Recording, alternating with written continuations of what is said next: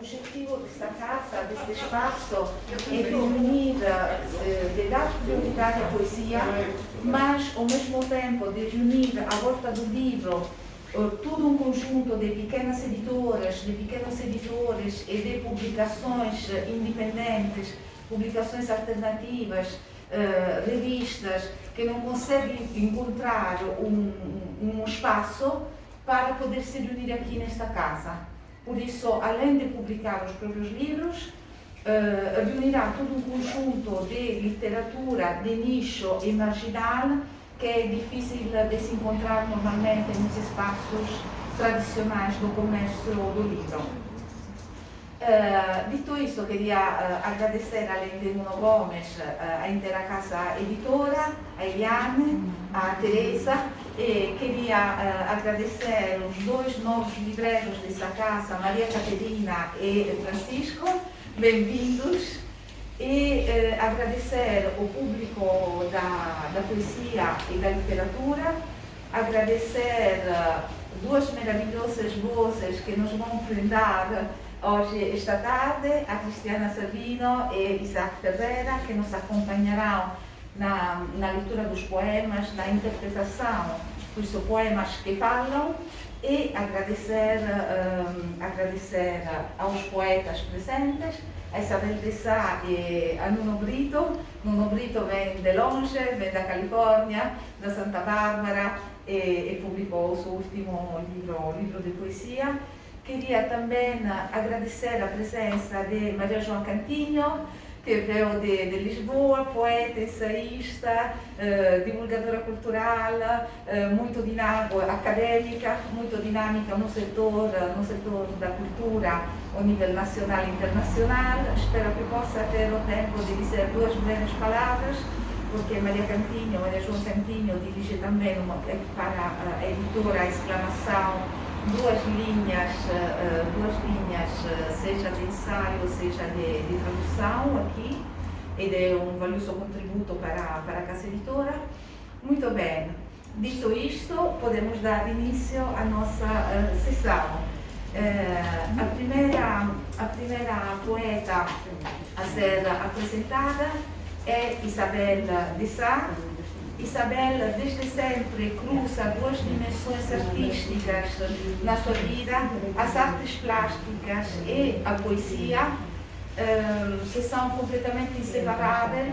Não sei se em Isabel se pode falar da arte plástica como muda poesia ou da poesia como pintura que fala. Depois Isabel vai nos esclarecer um pouco sobre ti, sobre a tua biografia, sobre a tua arte.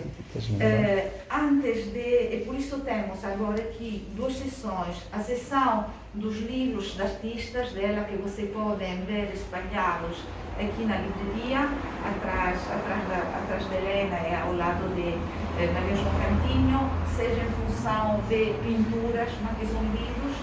E também iremos lançar a última antologia dela, Alegria da Dúvida, organizada por Graça Martins. Antes de começar a apresentação, gostaria de deixar a palavra a Isaac e a Cristiana para ler a poesia de Isabel. Porque sem beleza não se aguenta estar vivo. Somos tu e eu no inferno do amor. Limpo a cinza do rosto sem tocar a morte que o cobre. Nenhuma experiência é igual a outra. Dividido, o texto é um destroço. O abismo iluminado voltou. Matar-me-ás com beleza, beleza. O abismo iluminado voltou. Numa manhã a morte sorriu. A criança vagueava, um homem de encontro a outro homem na beleza da folhagem.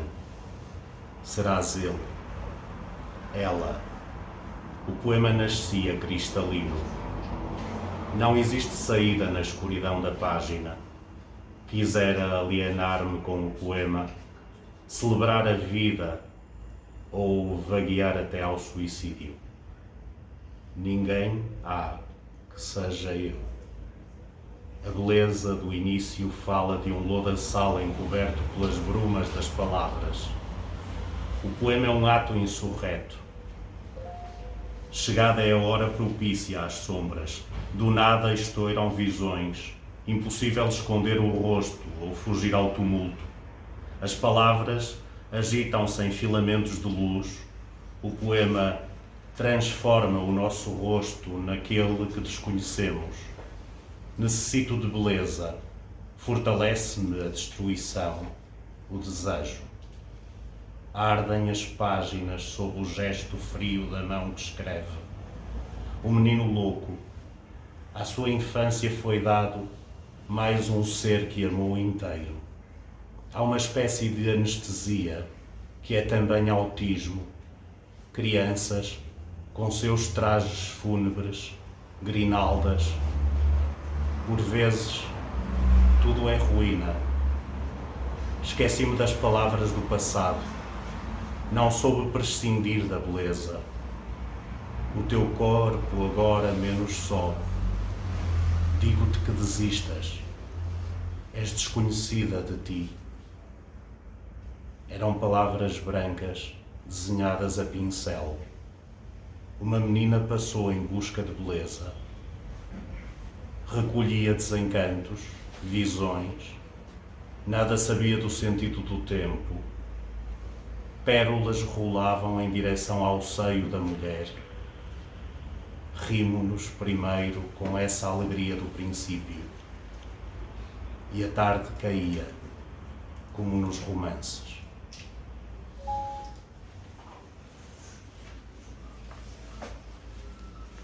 Dentro das imagens. Os poemas têm veneno na boca. Na estrada da minha vida plantei a árvore sem saber quem era. Em que parte do planeta há mais ódio?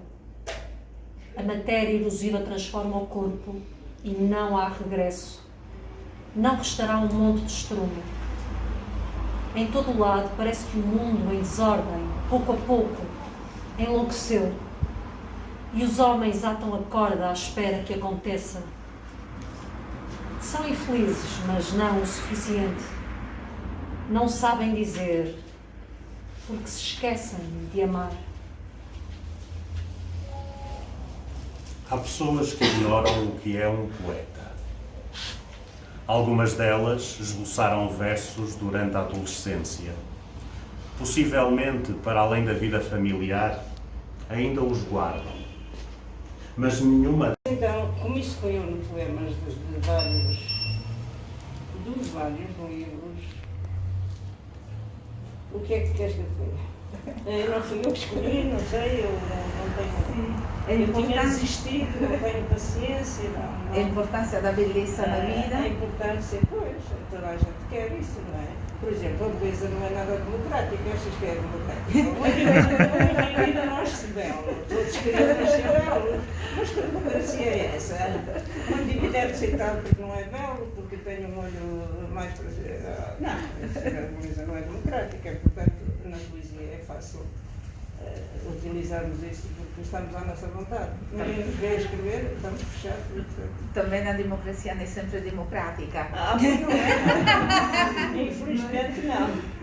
Infelizmente não é. Mas para ti não respondia nada. Não, respondeu muito bem. E a relação entre a imagem e a palavra, que, digamos, é uma maneira de viver, de saber desde sempre, desde os anos 70, o seu fazer arte e o seu escrever palavras acompanharam. Então, assim, dá-se uma provocação, muda a poesia, a arte, ou poesia que fala a pintura?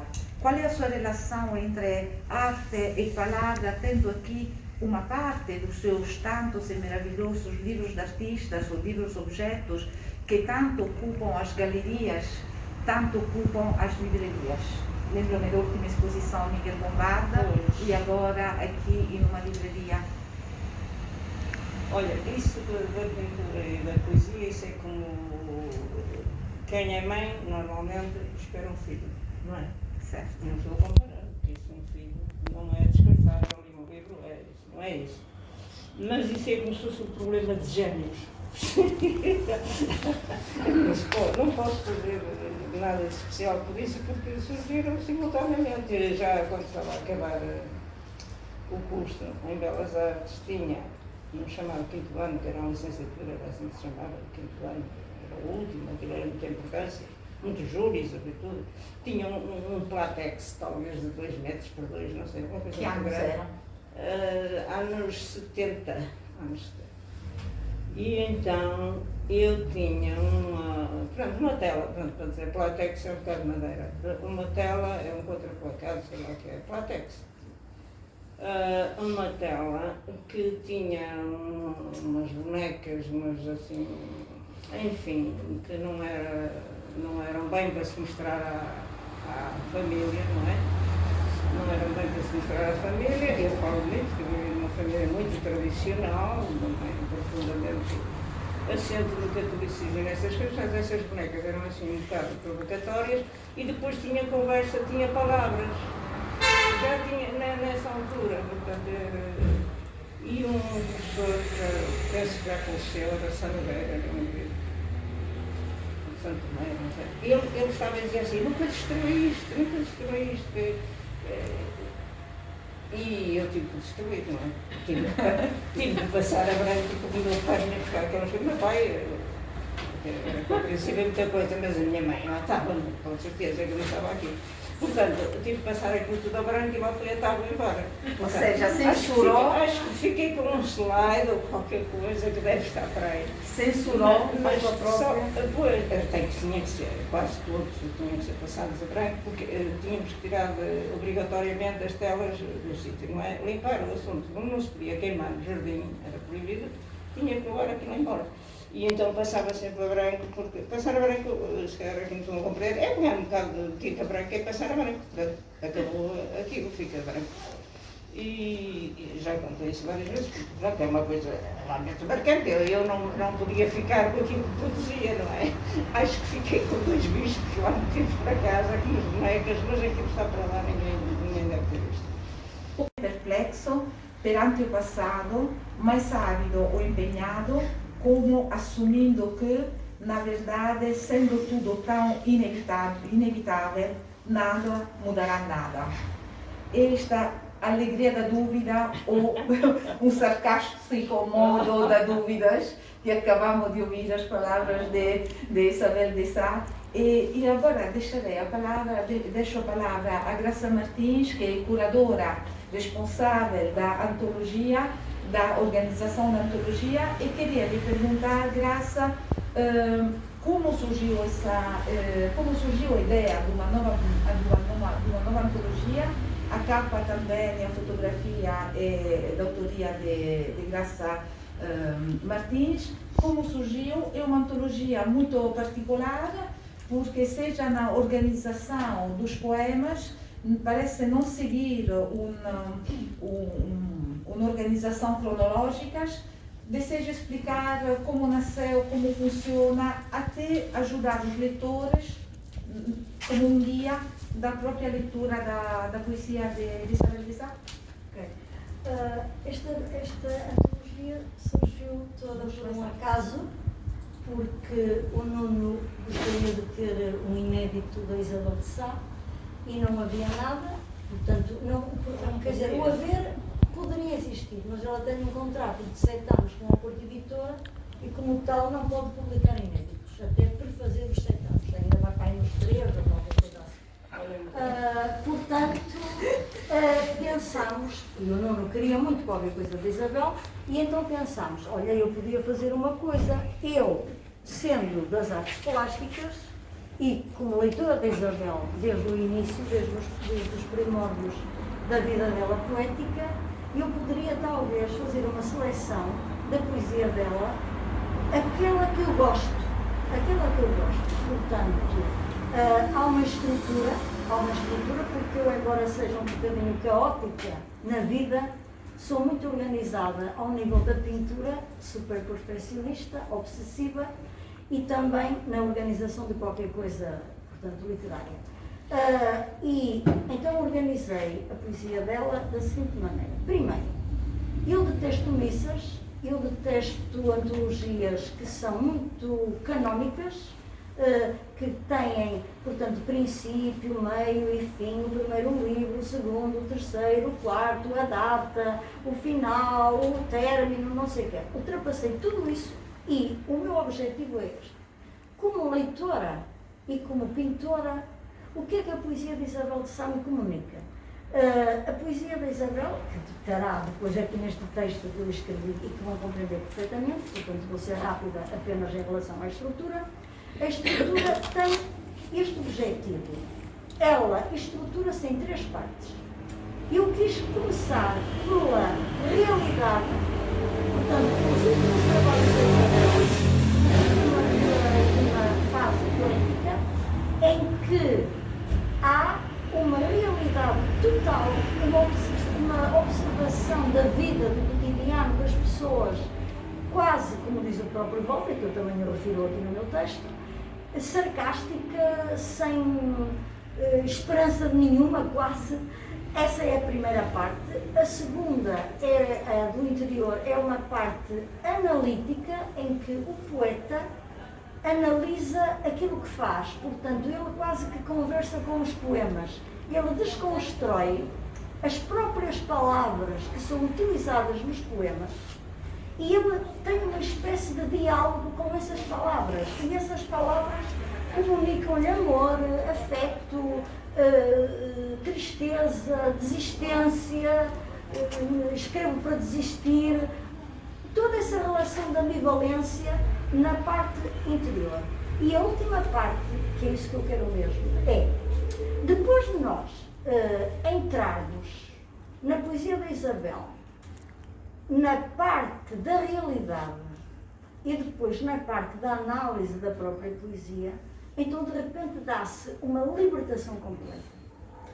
A parte inicial passa a ser a parte final, em que entramos numa espécie de mundo transfigurado, poético, com uma liberdade que parece que estamos quase a ver um cinema mágico. E é esse o objetivo principal desta antologia.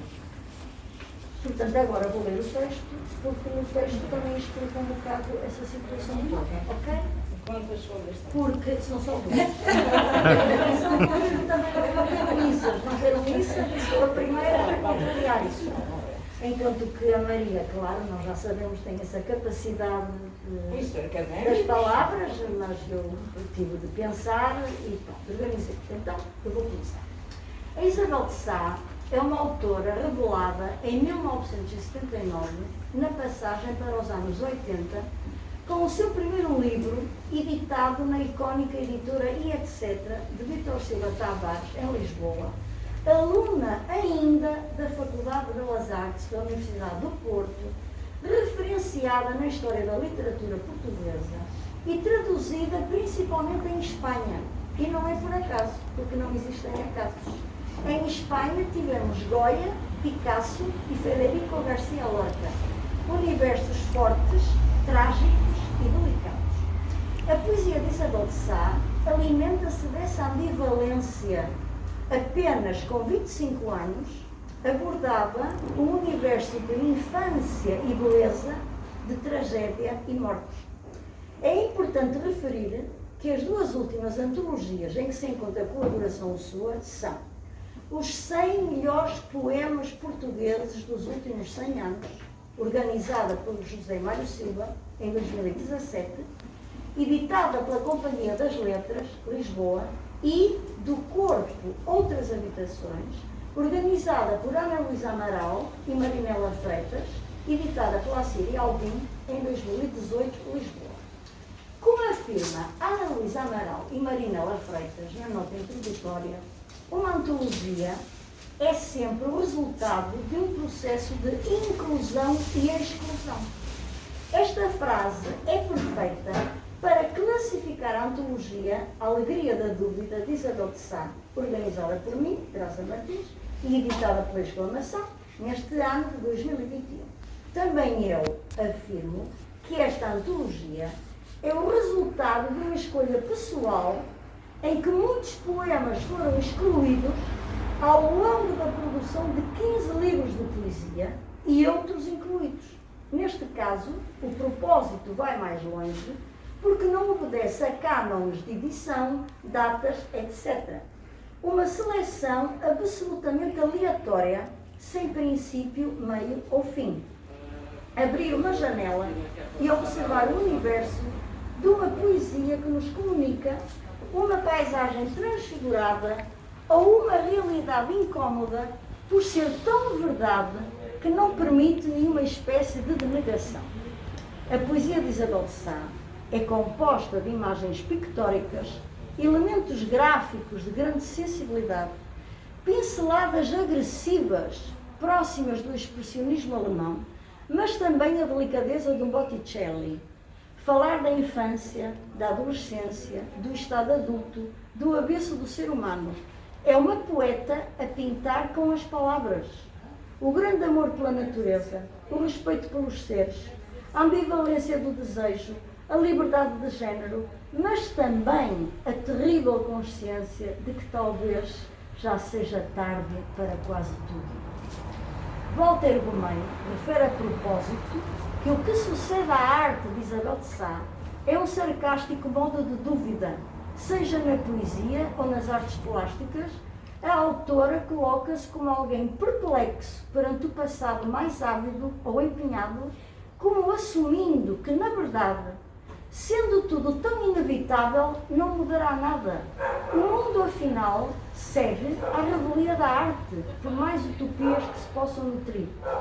Nas palavras de José Mário Silva, no jornal Expresso, a poesia de Isabel de Sá é descrita da seguinte maneira: no meio dos escombros, numa paisagem tocada pelo belo horrível da insanidade, o sujeito poético entrega-se à desconfiança sistemática e a um ceticismo perplexo. Mesmo se a escrita aparentemente serve de pouco, o poeta é só paleio, importa ainda assim retardar o declínio. Como? Acreditando numa arte que se quer insubmissa, desobediente, insurreta, procurando os extremos, abismo e esplendor, desolação e júbilo, tragédia e paraíso, olhando para as coisas com o desprendimento de quem já deixou de se preocupar com o que os outros pensam. A obra é minha. Não posso terminar sem referir uma nota sobre a pintura de Isabel de Sá, escrita por Laura Castro, historiadora, crítica de arte e atualmente diretora regional de Cultura do Norte, que se enquadra, afinal, também a propósito da poesia da autora.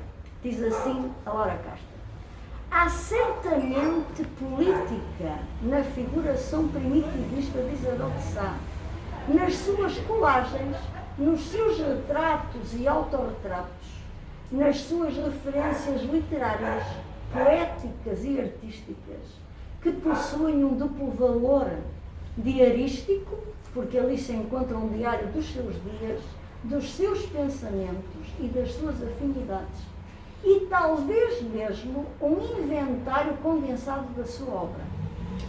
Estas palavras de Laura Castro são uma ponte para apreciarem não só a poesia de Isabel de Sá, que se reúne nesta antologia, mas a revelação da riqueza poética que encontra nos seus livros objeto, expostos nesta livraria, livros que só podiam ser criados por uma poeta. Pronto, terminei.